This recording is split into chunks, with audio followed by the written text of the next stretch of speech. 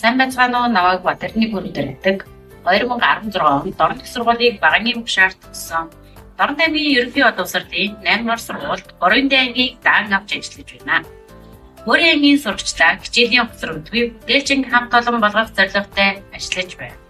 Ангийн сурагчдаа хүлээн авахдаа мэдлэг хүндлэх ёс дэдлэн ангийн онцлог тохирсон байдлаар хичээл сургалт эхлэхийн өмнө анги хамт олноороо мэдлэнэ. Ажил мэргэжилдээ оруулсан хувь нэмэр ээлжид хичээлийн чанарыг сайжруулах зорилготой 1-3 дугаар ангийн монгол хэл, математик хичээлийн 76 үзүүлэн бэлтгэн ажиллаж байна. Заах арга ур чадвараа нэмэгдүүлэх зорилготой интеграцид суурилсан судалгаад хичээлийг 6 удаа зохион явуулсан. Ангийн сурагчдын сонирхлын дагуу хичээл сургалтын үйл ажиллагаанд сурагчдын сонирхлыг татах зорилгоор сурагчдын нэртэй 3D ном хийсэн 10 гаруй програм болон сургалтын сайтуудыг ашиглан олон талт аргаар зааж байна.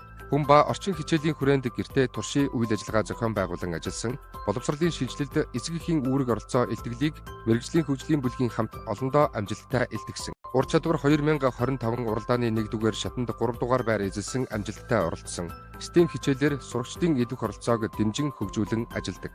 Анги хамт олонний амжилтаас дуртахад сурагч Б, дэлгэр мөрөн цэц чадрын клубын шатрын тэмцээнд 1-р байр эзэлсэн. Кенгуру 2025 цахил сойлгод 1-р зэрэг сурагч болд баяр шатрын тэмцээний тусгай байна. Ангийн сурагчдын идэх оролцоог дэмжин сурагчдтай нийтлэлтэй ярилцах зорилгоор охид хүүгүүдийн болзоо ажилттай зохион байгуулан 1000 дотор нэмж хасаж сурсан сурагчдыг батламжаар урамшуулсан. Эцэг эхийн хамтын үйл ажиллагаагаа тогтмол зохион байгуулан сурагчдын дунд 1-р улирд үтсэн мэдлэгийн хүрээнд чихэртэй цаг үйл ажиллагаа. Бид хамтдаа гар бөмбөгийн тэмцээн улс тунхагсны баярын өдөрт зориулан шүрэн урлалаар төрийн далбаа уралсан шагаан наадгаа хөлөгт тоглоом. Зочинтой багш хичээл хөөсний баяр сүнхэхгүй нэг өдөр шүдэ зөв гай амны хөндийн эрүүл мэнд гэсэн үйл ажиллагаа зохион байгуулан.